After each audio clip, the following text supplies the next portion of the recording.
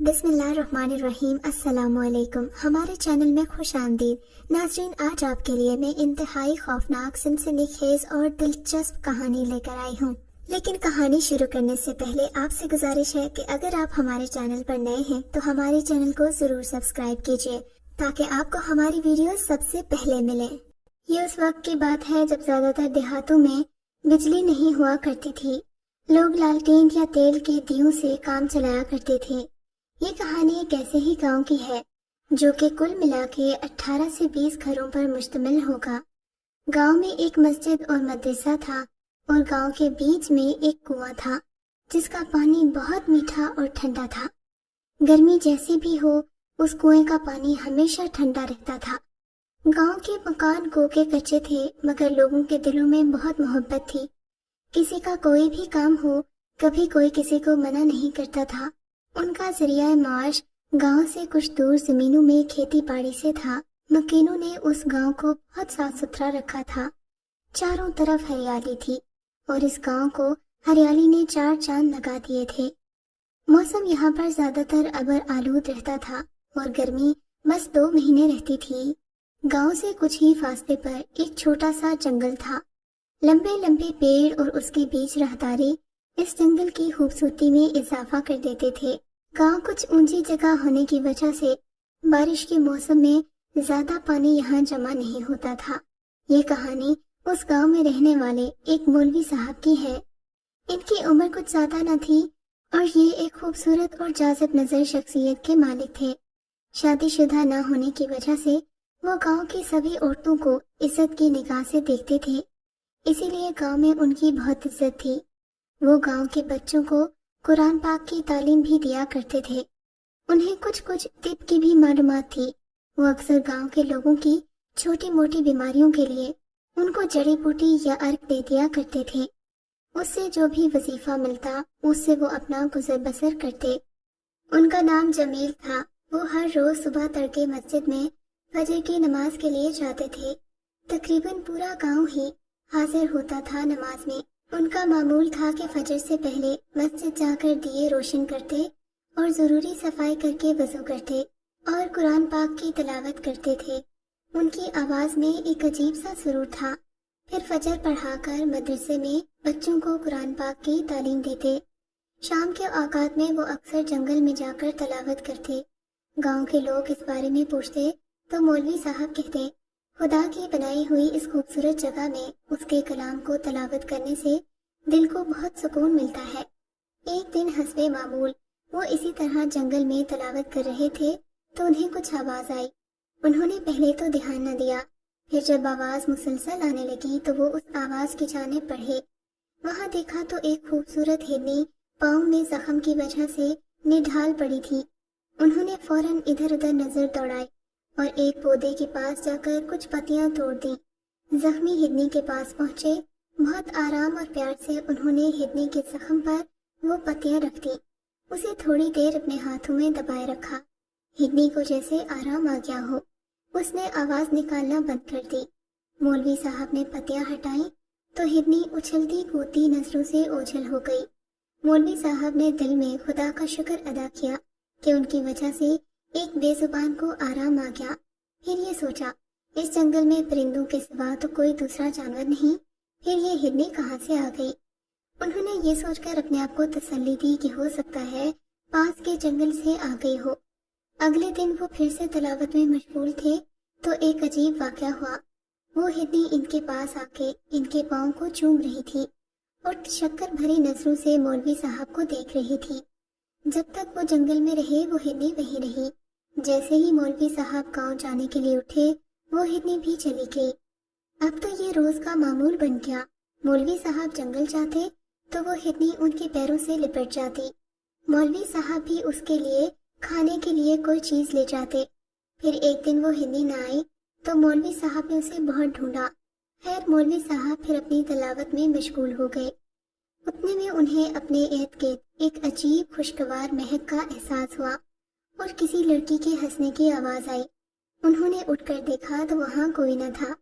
खैर उन्होंने तिलावत खत्म की और वापस गांव आ गए। जुबैर जो इसी गांव में रहता था, एक दिन सुबह सुबह मौलवी साहब के पास घबराया हुआ आया। मौलवी साहब, मेरे बच्चे को बचा लीजिए। क्या हुआ उसे? मौलवी साहब ने दरियाफ्त किया। पता नहीं, आप खुद ही आकर देख लें। मौलवी साहब ने कुछ जरूरी दवाएं ली और जुबैर के साथ उसके घर जा पहुंचे। उसका 11 साला बच्चा बेसुध चारपाई पर पड़ा था और रंग नीला पड़ रहा था। मौलवी साहब ने पूछा कि अचानक क्या हुआ। जुबैर ने कहा, जी मौलवी साहब, महल्ले में खेल रहा था कि अचानक भागता हुआ आया और दरवाजे पर ही बेसुध हो गया। मौलवी साहब ने उसे बगौर देखा तो पता चला किसी जहरीले कीड़े या बिच्छू ने काटा था। खैर, मौलवी साहब ने दवा दी मगर कोई फर्क न पड़ा। मौलवी साहब की पेशानी पर फिक्र की शिकनें नजर आ रही थीं। उन्होंने सबको बाहर जाने का कहा और कुरान पाक की तिलावत की। रब्बी हुजूर से दुआ की कि ए मालिक, अब तू ही कोई मौजज़ा कर दे। अचानक मौलवी साहब को उसी खुशबू का एहसास हुआ जो उन्हें जंगल से महसूस हुई थी। फिर अचानक बच्चे ने आंख खोली और माँ को पुकारा। मौलवी साहब की आंखों में आंसू आ गए और परवरदिगार के यहाँ शुक्र अदा किया। फिर बाहर जाकर सबको खुशखबरी दी और कुछ जड़ी बूटियां भी दी कि इस बच्चे को हर घंटे बाद पिला देना, अल्लाह शफाए कामला अता करेगा। शाम को मौलवी साहब जंगल में तिलावत में मशगूल थे तो उन्हें फिर उसी खुशबू का एहसास हुआ। उन्होंने नजरें उठाई तो उन्हें दूर एक साया नजर आया जो देखते ही देखते आसमान की तरफ चला गया। अगले रोज हस्बे मामूल मौलवी साहब फजर से पहले मस्जिद पहुंचे तो क्या देखते हैं, सब दिए पहले से रोशन हैं और सफाई भी पहले से की हुई है। वहां भी उन्हें उसी महक का एहसास हुआ। वो हैरान हो गए। आसपास देखा कि शायद कोई आया हो मगर वहां तो कोई न था। मदरसे में बच्चों को कुरान पाक पढ़ाकर मौलवी साहब अपने घर पहुंचे तो वहां एक और मंजर ने उन्हें हैरान ज़दा कर दिया। लजीज पकवान की खुशबू से उनका घर महक रहा था। उन्होंने हांडी में देखा तो गर्मा गर्म सालन था और रोटियां भी इतनी ताज़ा जैसे किसी ने अभी अभी तैयार की हूँ। मौलवी साहब फौरन उठे, कुरान पाक की तलावत की और अमल शुरू किया। फिर ऊंची आवाज में पूछा, यहाँ जो भी है अपने आप को जाहिर कर दे। इतने में उसी खुशबू ने उनकी सांसों को महका दिया और एक सफेद साया नमूदार हुआ जो आहिस्ता आहिस्ता एक खूबसूरत लड़की की शक्ल में तब्दील हो गया। सफेद लिबास में मलबूस, नीली नरकसी आंखें, लंबे स्याह बाल, गुलाबी होंठ, गोया जन्नत की हूर हो। मौलवी साहब तो देखते रह गए। फिर पूछा, कौन हो तुम और क्या चाहती हो? मैं एक जिनसादी हूँ। जब से आपको देखा है अपना दिल हार चुकी हूँ। जिस हिरनी को आपने बचाया था वो मैं ही थी। आपका हुस्न, हमदर्दी और प्यार देखकर खुद पर काबू न रख सकी। आपके इश्क में गिरफ्तार हूँ। आपको जानकर हैरत होगी कि मेरी उम्र 1200 साल है। मैं उस वक्त से आपके खानदान को जानती हूँ जब हम कुछ जिनसादियाँ जमीन पर इंसानी रूप में आई थी और एक बदकिरदार शख्स ने मुझे अपनी हवस का निशाना बनाया था। तब वो आपके परदादा ही थे जिन्होंने मेरी जान बचाई थी। उसके बाद मैंने उनकी बहुत खिदमत की और फिर नस्ल दर नस्ल मैं आपके खानदान की खिदमत कर रही हूँ। आपको देखा तो खुद पर काबू न रख सकी और आपके इश्क की जंजीर में बंध गई। मगर ये कैसे मुमकिन है? मैं तो एक इंसान हूँ, तू जिनसादी कैसे मुझे इश्क कर सकती है? मौलवी साहब गोया हुए। क्यों नहीं, इश्क तो खुदा की देन है। खुदा की बनाई हुई हर मखलूक के दिल में परवरदिगार ने इश्क का जज्बा रखा है। मैंने सिर्फ आपसे इश्क नहीं किया, आपसे शादी की ख्वाहिशमंद भी हूँ। आप फिक्र न करें, आपके सिवा मैं किसी को नजर नहीं आऊंगी। हमेशा आपके साथ रहूंगी। अच्छा, मुझे कुछ वक्त दो। ऐसे फैसलों में जल्दबाजी सही नहीं, और वो भी तब जब मामला जिनसादी को हो। वैसे तुम्हारा नाम क्या है? मौलवी साहब ने पूछा। मुझे आप नीलम बुला सकते हैं। जिनसादी ने तशक्कर आमीज नजरों से मौलवी साहब को देखा और गायब हो गई। उसी शाम मौलवी साहब जंगल न गए।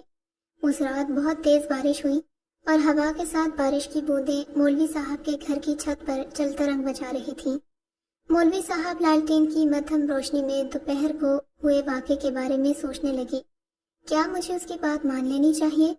उन्होंने इस बारे में हर पहलू से गौर किया। उसकी मोहब्बत पाकीज़ा है, उसमें कोई गर्ज शामिल नहीं। मौलवी साहब ने सोचा, पर यह कैसे मुमकिन है? उसकी और मेरी शादी का अंजाम क्या होगा? इसके आगे वो कुछ सोच न सके।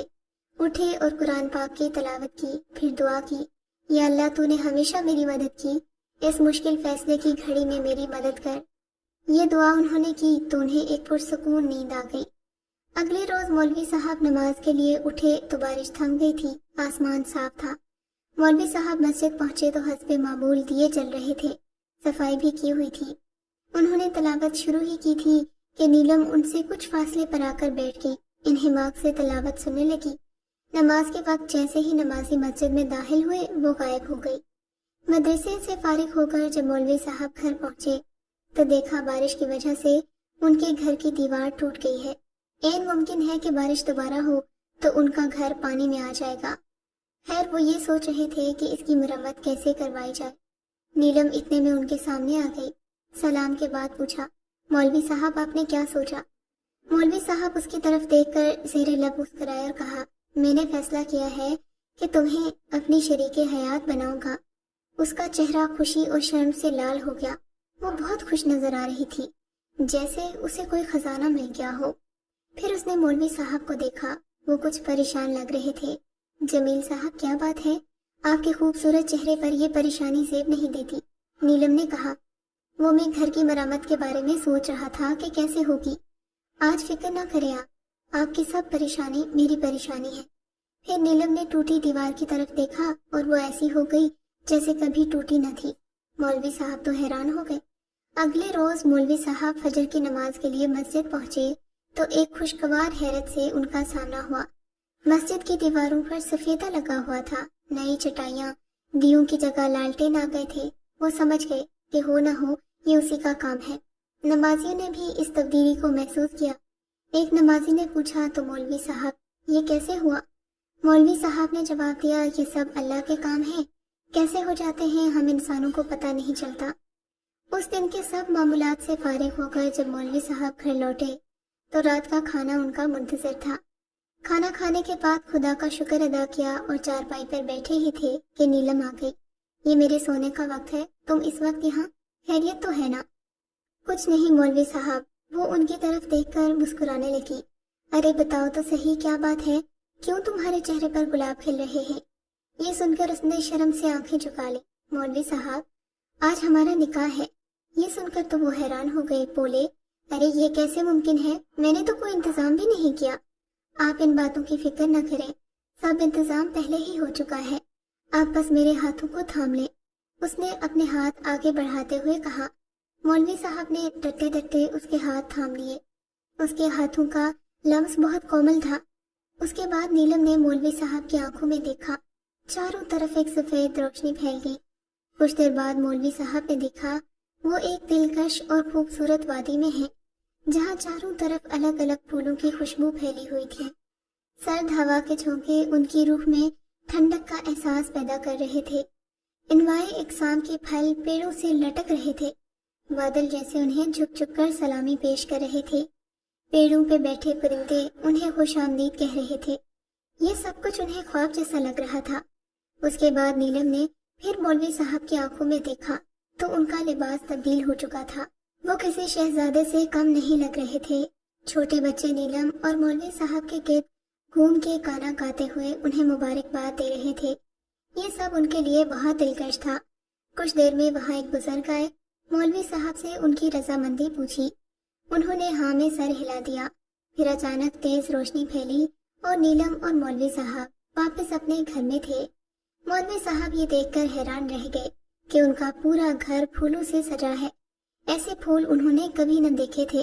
चारों तरफ खुशबू ही खुशबू थी। सेज पे अजीब सी रोशनी थी। दोनों सेज पर बैठे थे और राज़ो न्याज की बातों में मशगूल हो गए। अगली सुबह मौलवी साहब ने मदरसे की छुट्टी दे रखी थी। वो और नीलम जंगल में उसी जगह आ गए जहाँ पहली बार मिले थे। मौसम काफी खुशगवार था। ठंडी ठंडी हवा चल रही थी। दोनों इस मौसम से लुत्फानंदोज हो रहे थे। नीलम ने पूछा, कैसी लगी आपको मेरी दुनिया? मुझे तो ऐसा महसूस हो रहा था जैसे मैं कोई ख्वाब देख रहा हूँ। मौलवी साहब ने सहरज़दा लहजे में जवाब दिया। क्या तुम मुझे छोड़कर तो नहीं जाओगी? मौलवी साहब ने तशवीश से पूछा। नहीं मेरे सरताज, मैं तो हमेशा आपके साथ रहूंगी। हाँ मगर जब मेरी जरूरत होगी तो मैं अपनी दुनिया में जाऊंगी। इस तरह मोहब्बत की बातें करते हुए काफी वक्त बीत गया और वो दोनों वापस अपने घर पहुंच गए। शाम तक मौसम अबर आलूद हो चुका था और इम्कान था कि रात को बहुत तेज बारिश होगी, और वैसा ही हुआ। रात को बहुत तेज बारिश हुई। मौलवी साहब ने पहली बार अपने गांव में इस कदर बारिश देखी थी। صبح نماز کے بعد مسجد سے نکلتے ہوئے 4 سے 5 لوگوں نے مولوی صاحب کو کہا کل رات بارش سے ان کے گھر کا بہت نقصان ہوا۔ مولوی صاحب ان کے گھروں میں گئے تو واقعی بہت نقصان ہوا تھا۔ کسی کے گھر کی چھت ٹوٹ گئی، کسی کی دیوار۔ مولوی صاحب کو یہ سب دیکھ کر بہت دکھ ہوا۔ ان کو حوصلہ دیا کہ کچھ صبر کرو، اللہ بہتر کرے گا۔ وہ کافی پریشانی کی حالت میں گھر پہنچے، سرسری ناشتہ کیا۔ اس بات کو نیلم نے محسوس کیا اور پوچھا کیا بات ہے، آپ بہت پریشان لگ رہے ہیں۔ مولوی صاحب نے نیلم کو بارش کی وجہ سے ٹوٹنے والے مکانوں کے بارے میں بتایا۔ نیلم نے ان کی طرف دیکھتے ہوئے کہا آپ کا دل بہت بڑا ہے، آپ دوسروں کو تکلیف اور دکھ میں نہیں دیکھ سکتے، کاش میں ان کے لیے کچھ کر پاتا۔ انہوں نے حسرت سے کہا آپ کی یہی ادا تو مجھے پسند ہے، آپ فکر نہ کریں، سب گاؤں والوں کو بلائیے اور ان سے کہیں کہ گاؤں میں جتنے گھر ہیں سب کی مرمت ہوگی اور آئندہ کسی کو بھی بارش کی وجہ سے نقصان نہیں ہوگا۔ پر یہ سب کیسے ہوگا؟ مولوی صاحب بولے بس آپ جا کر کہہ دیں۔ جیسا نیلم نے کہا تھا ویسے ہی مولوی صاحب نے گاؤں والوں کو بتا دیا۔ پر مولوی صاحب ہمارے پاس اتنی پونجی نہیں ہے کہ ہم اس کی مرمت کروا سکیں۔ گاؤں والوں میں سے ایک بولا آپ اس بات کی فکر نہ کریں، اللہ پر بھروسہ رکھیں، وہ سب بہتر کرے گا۔ مولوی صاحب نے جواب دیا۔ گاؤں والے غیر یقینی کی کیفیت میں واپس چلے گئے۔ مولوی صاحب گھر آئے اور تلاوت میں مشغول ہو گئے۔ تلاوت ختم کی تو نیلم سے کہا کہ میں نے سب سے کہہ دیا ہے، مگر میں نہیں جانتا کہ یہ کام کیسے ہوگا، بس آپ دیکھنا خدا کے حکم سے سب مشکلات آسان ہو جائیں گی۔ اگلے روز مولوی صاحب نے دیکھا گاؤں کے تمام گھروں کی چھتیں مرمت ہو چکی ہیں۔ انہیں حیرت کے ساتھ ڈر بھی تھا کہ اگر گاؤں والوں نے پوچھ لیا کہ گھر کیسے مرمت ہوئے تو وہ کیا جواب دیں گے۔ وہ تیز تیز قدم بڑھاتے ہوئے گھر پہنچے۔ نیلم نے کہا دیکھا نا، اللہ کے حکم سے گاؤں کی مشکل آسان ہو گئی، پر مجھے فکر ہے اگر انہوں نے یہ سب پوچھا کہ یہ کیسے ہوا تو میں انہیں کیا جواب دوں گا۔ مولوی صاحب فکر مندانہ لہجے میں بولے مولوی صاحب آپ فکر نہ کریں، یہ مرمت میں نے اپنی دنیا سے جن ذاتیں بلا کر کروائی ہے، اور گاؤں میں کوئی ایسا نہیں ہوگا جسے یہ یاد ہو کہ ان کے گھر کبھی ٹوٹے تھے اور پھر مرمت ہوئے۔ مولوی صاحب نے خدا کا شکر ادا کیا اور نیلم سے کہا تم نہ ہوتی تو گاؤں والوں کی مشکلات اتنی جلدی حل نہ ہوتی۔ دن مہینوں میں اور مہینے سالوں میں بدلتے گئے۔ مولوی صاحب کو خدا نے اس دوران ایک لڑکے اور ایک لڑکی کی خوشی دکھائی۔ لڑکے کا نام ایاز اور لڑکی کا نام صوبیہ رکھا گیا۔ مولوی صاحب اور نیلم کے زیر سایہ بچے کافی مہذب تھے۔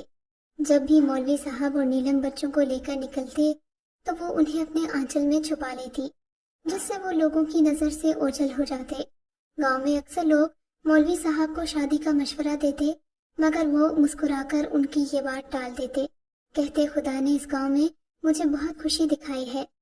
ایک دن صوبیہ کی طبیعت بہت خراب ہو گئی۔ مولوی صاحب نے جڑی بوٹی پلائی مگر اس سے کوئی افاقہ نہ ہوا۔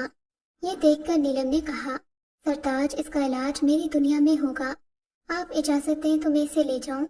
مولوی صاحب کا دل اداس ہو گیا کیونکہ وہ نیلم اور بچوں سے بے انتہا محبت کرتے تھے، مگر بیٹی کی طبیعت کے آگے مجبور ہو کر مجھے دل کے ساتھ نیلم کو اجازت دی تھی۔ نیلم نے گھر کی دیوار کی طرف دیکھا اور پھر ایک روشنی سی پھیل گئی، اس میں ایک راستہ نمودار ہوا جس سے ماں بیٹی چلی گئی اور پھر سے دیوار اپنی شکل میں آ گئی۔ ان کے جانے کے بعد مولوی صاحب کو اداس دیکھ کر ایاز ان کے پاس آیا اور کہا ابا جان فکر نہ کریں، میں آپ کے ساتھ ہوں۔ 2 دن گزر گئے مگر نیلم کی کوئی خبر نہ تھی۔ مولوی صاحب کو فکر مند دیکھ کر ایاز بولا بابا جان امی اور صوبیہ خیریت سے ہیں، آپ فکر نہ کریں، وہ لوگ جلد ہمارے پاس آ جائیں گے۔ یہ کہہ کر اس نے دیوار کی طرف دیکھا، ایک تیز روشنی پیدا ہو گئی، جس کے بعد اس روشنی میں مولوی صاحب کو نیلم اور صوبیہ نظر آئے۔ صوبیہ گہری نیند سو رہی تھی اور نیلم اس کے سرہانے بیٹھی تھی۔ یہ دیکھ کر مولوی صاحب کو کافی سکون ملا، ساتھ ہی ساتھ حیرت بھی ہوئی کہ ان کا بیٹا بھی نیلم کی طرح جن زادہ ہے۔ مولوی صاحب کو حیرت میں دیکھ کر ایاز بولا بابا جان جیسے امی جن زادی ہیں بالکل ویسے ہی میں بھی ایک جن زادہ ہوں، ہمیں اس دنیا میں آپ کی اولاد کے روپ میں بھیجا گیا ہے، ہم اس فرض کو بخوبی نبھائیں گے۔ یہ سن کر مولوی صاحب کی آنکھوں میں آنسو آ گئے۔ انہوں نے ایاز کا ہاتھ تھام لیا۔ اگلے روز دوپہر کے وقت سب گاؤں والے پریشان حال مولوی صاحب کے پاس آئے اور کہنے لگے کہ ان کی زمینوں میں عجیب سے کیڑے ہو گئے ہیں جو فصلوں کو تباہ کر رہے ہیں۔ مولوی صاحب تو پریشان ہو گئے۔ انہوں نے کہا آپ سب خدا سے دعا کریں، وہ آپ کی مشکلات کو آسان کر دے گا۔ مولوی صاحب گھر لوٹے تو ان کے چہرے پر پریشانی کے آثار دیکھ کر ایاز نے پوچھا ابا جان کیا بات ہے، آپ کیوں پریشان ہیں؟ مولوی صاحب نے اسے کوئی جواب نہ دیا اور قرآن پاک کی تلاوت میں مصروف ہو گئے۔ رو رو کر اللہ کے حضور دعا کی، اے مالک ہم گنہگار بندے ہیں، تو ہی ان گاؤں والوں کی مشکلات میں ان کا مددگار ہے، یا رب تو ان کی مشکل کو آسان کر دے۔ یہ سن کر ایاز ان کے پاس آیا اور کہا ابا جان آپ فکر نہ کریں، خدا آپ کا حامی و ناصر ہوگا۔ یہ کہہ کر اس نے بھی قرآن پاک کی تلاوت کی اور کچھ دیر آنکھیں بند کیے کچھ پڑھتا رہا۔ کافی دیر بعد اس نے آنکھیں کھولی اور کہا ابا جان آپ گاؤں کے کنویں میں سے ایک کٹورا پانی لائیے۔ مولوی صاحب نے ویسا ہی کیا۔ ایاز نے کچھ دعا پڑھی اور پانی پر دم کر کے دیا۔ کہا آپ اسے دوبارہ کنویں میں ڈال دیں اور گاؤں والوں سے کہیں اس کنویں سے پانی لے کر اپنی زمینوں پر ڈالیں اور مغرب سے پہلے لوٹ آئیں، اللہ نے چاہا تو ان کی مصیبت ختم ہو جائے گی۔ مولوی صاحب نے سب کو ہدایت کی جیسے ایاز نے کہا تھا۔ سب نے کنویں سے پانی لے کر اپنی اپنی زمینوں پر ڈال دیا اور تیزی سے واپس آ گئے۔ سب پریشان تھے کہ اللہ جانے اب کیا ہوگا۔ مولوی صاحب نے انہیں حوصلہ دیا اور کہا خدا پر بھروسہ رکھیں، سب ٹھیک ہو جائے گا۔ اگلی صبح سب گاؤں والے اپنی زمینوں پر گئے تو کیا دیکھتے ہیں کہ کیڑوں کا تو نام نشان ہی نہیں اور فصلیں پہلے سے بھی زیادہ ہری بھری ہیں۔ سب لوگ گاؤں واپس آ گئے، مولوی صاحب کو حالات بتائے اور پھر سب نے خدا کے حضور شکرانے کے نفل ادا کیے۔ رات ہوئی، مولوی صاحب چارپائی پر لیٹے ہوئے گاؤں والوں کی مشکلات کے بارے میں سوچ کر جہاں مطمئن تھے اتنا ہی نیلم اور صوبیہ کے لیے افسردہ تھے۔ سوچ رہے تھے کب اس گھر کی رونق واپس آئے گی۔ اچانک ہی ایک تیز روشنی پھیل گئی اور صوبیہ بھاگتی ہوئی مولوی صاحب کے گلے لگ گئی۔ اس کی طبیعت بالکل ٹھیک تھی۔ ایاز نے ان کی غیر موجودگی میں تمام حالات سے نیلم کو آگاہ کر دیا تھا۔ نیلم نے اس کا منہ چوم لیا۔ دن گزرتے گئے، مولوی صاحب کے بالوں میں چاندنی آنے لگی، بچے جوان ہو چکے تھے۔ صوبیہ اور ایاز دونوں خوبصورتی میں اپنی ماں پر گئے تھے، خاص کر صوبیہ تو ہو بہو نیلم لگتی تھی۔ اب مولوی صاحب کی طبیعت خراب رہنے لگی جس کا انہیں بخوبی اندازہ تھا۔ ایک دن اچانک شام کو ان کی طبیعت زیادہ بگڑ گئی۔ نیلم اور بچے ان کے سرہانے تھے۔ مولوی صاحب نے نیلم کو کہا شاید میرا اس دنیا میں وقت پورا ہو گیا، میں چاہتا ہوں میرے بعد تم جہاں بھی رہو اس گاؤں سے بے خبر نہ رہنا۔ نہیں سرتاج آپ کو کچھ نہیں ہوگا۔ نیلم بولی نہیں نیلم، انسان کو مرنے سے پہلے اس کی موت کا اشارہ مل جاتا ہے۔ پھر مولوی صاحب نے دونوں بچوں کو پیار کیا اور اس تارے فانی سے کوچ کر کے اگلی صبح ان کی تدفین ہوئی، جس میں ان کے بیٹے ایاز نے بھی نادیدہ طور پر بیٹے کے فرائض نبھائے۔ پھر نیلم، ایاز اور صوبیہ واپس اپنی دنیا میں چلے گئے اور گاؤں والوں کو خبر تک نہ ہوئی، کیونکہ وہ اتنے ہی امن پسند اور محبت کرنے والے تھے جتنے کہ مولوی صاحب خود۔ اگر آپ کو یہ کہانی اچھی لگی ہے تو اس ویڈیو کو لائک کیجیے